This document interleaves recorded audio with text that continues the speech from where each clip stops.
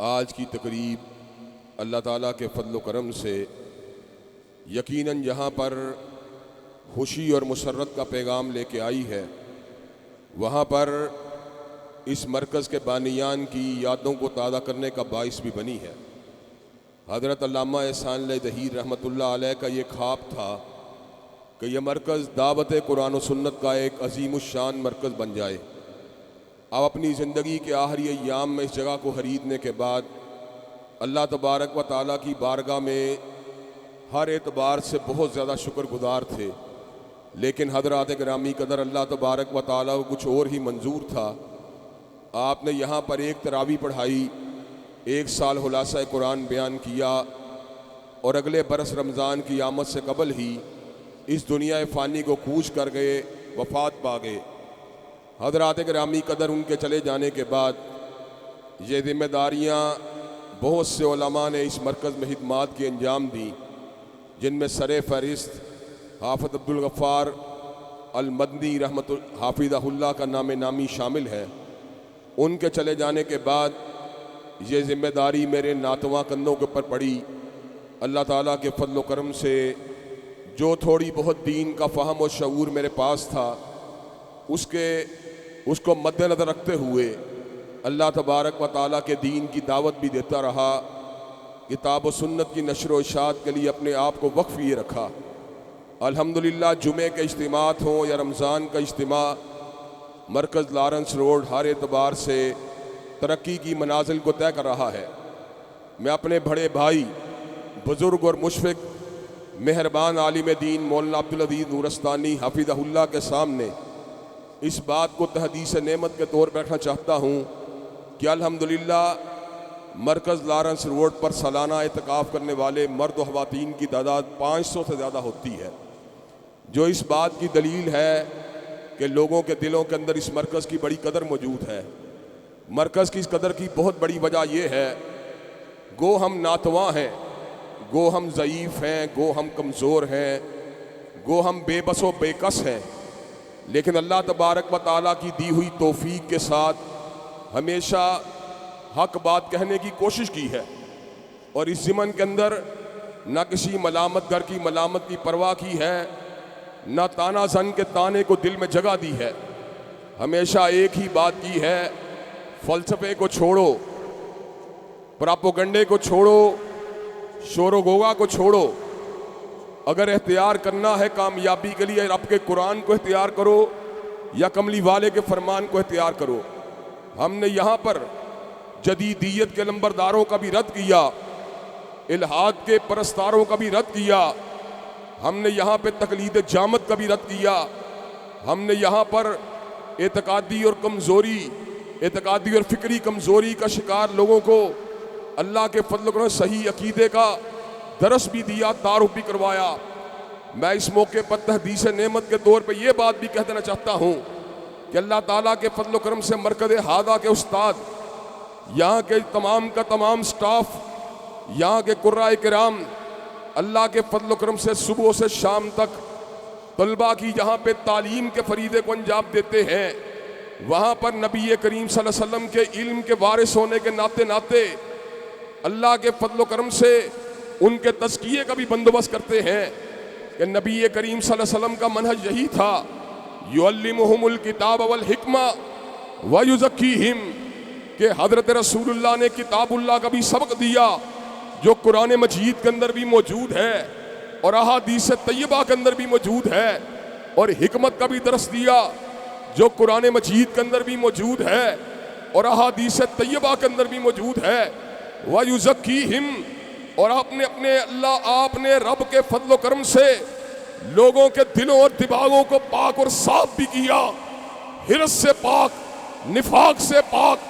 فسق و فجور سے پاک، ان کو عقیدہ صحیحہ کے راغب کیا۔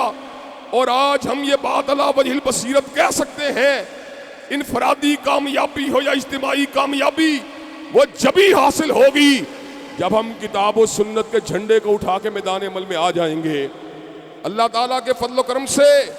یہاں جید اور اکابر علماء موجود ہیں جنہوں نے اپنی پوری کی پوری زندگی اللہ کے دین کے لیے وقف کی ہوئی ہیں۔ ہم ان کی یہاں پر آمد پر اللہ تبارک و تعالیٰ کا شکریہ ادا کرتے ہیں اور ان کو یہ بات ان کی خدمت میں عرض کر دینا چاہتے ہیں، جہاں پر بھی آپ کو مجھ گناہگار کی،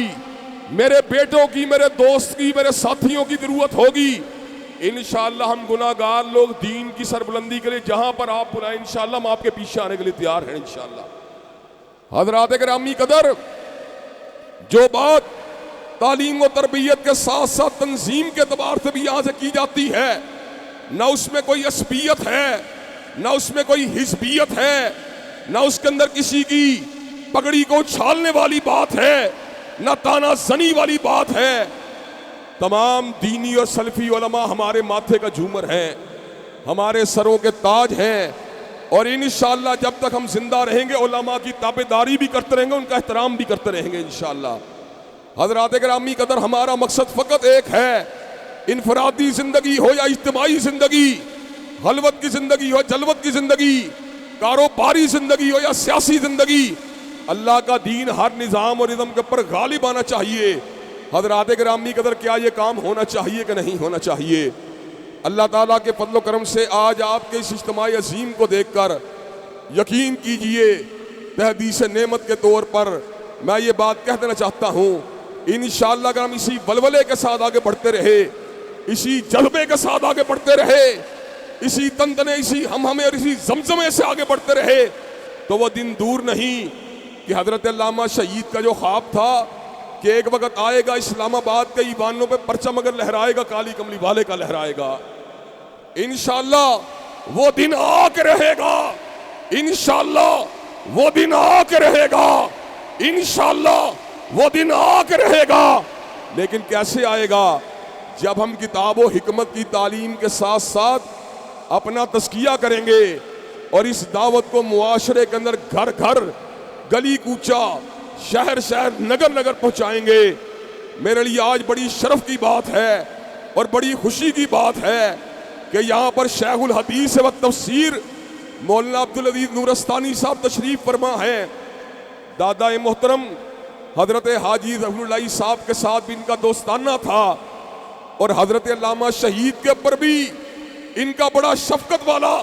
ساتھ اور رویہ تھا، ان کے لیے چچا کی حیثیت رکھتے تھے، میرے لیے بھی ایک دادا استاد کی حیثیت رکھتے ہیں۔ حضرات گرامی قدر، ہم ان کی آمد کے اوپر یہ بات کہہ دینا چاہتے ہیں، اے باد صبا کچھ تو نے سنا، مہمان جو آنے والے ہیں، کلیاں نہ بچھانا راہوں میں، ہم پلکیں بچھانے والے ہیں۔ ہم مولانا عبدالعزیز نورستانی کی خدمت کے اندر بڑے ادب کے ساتھ ملتمس ہیں کہ وہ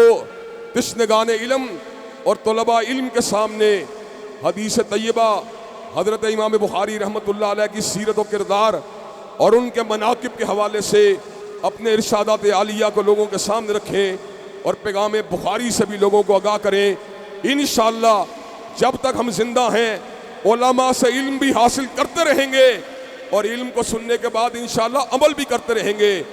جیسے مولانا محترم نے ارشاد فرمایا، اہل الحدیث کے منہج میں ایمان کے اندر جہاں پر تصدیق بالقلب شامل ہے وہاں پر عمل صالح بھی شامل ہے۔ حضرات گرامی قدر، کہ آپ یہ کام کرنے کے لیے تیار ہیں انشاءاللہ؟ ایمان کو بڑھانے کے لیے، عمل صالح کرنے کے لیے بھی تیار ہیں انشاءاللہ؟ اللہ تبارک و تعالیٰ آپ کا حامی ناصر ہو۔ حضرت شیخ الحدیث و تفسیر مولانا عبدالعزیز نورستانی اپنے ارشادات عالیہ کو آپ کے سامنے رکھیں۔